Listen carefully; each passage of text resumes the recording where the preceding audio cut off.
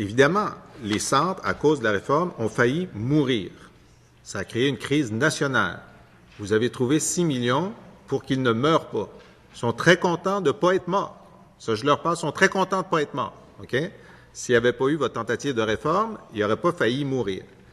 À cause de la réforme, 900 prestataires d'aide sociale qui étaient inscrits dans les centres ou qui suivaient des traitements de désintoxication se sont désinscrits.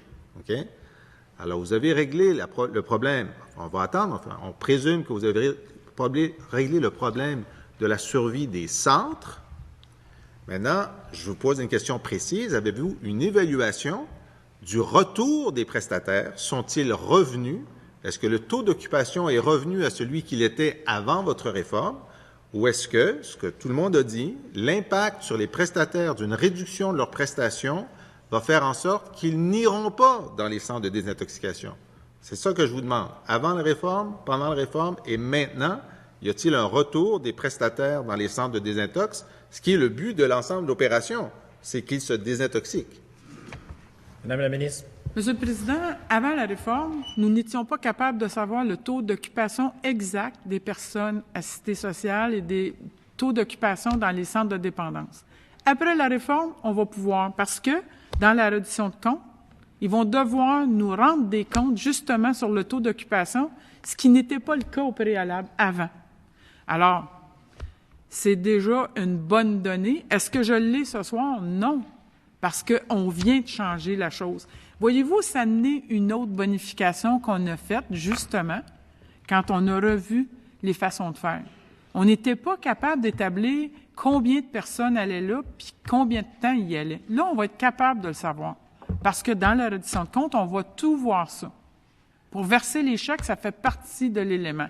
Alors, moi, j'imagine que si les associations, les deux associations qui représentent des groupes différents, sont contents, les associations sont heureuses. Les représentants m'ont accompagné au point de presse. Je ne leur ai pas tordu un bras, là. Ils m'ont dit, on peut-tu vous accompagner, Madame la ministre? J'ai dit, bien sûr. S'il y a des maisons en dépendance qui m'envoient des cartes de ce format-là, puis je vous le dis demain, je la porte, Monsieur le Président, je vais vous la montrer, c'est une super de belle carte, ça m'a vraiment touchée.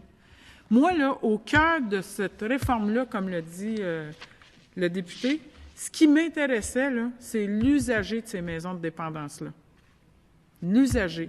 Notre offre répond à la demande en ce moment. C'est ça qu'il faut retenir. Il y a de la place pour accueillir les gens. Et c'est ce qu'on vise à faire, c'est de donner les services aux personnes en temps opportun. Alors, voilà.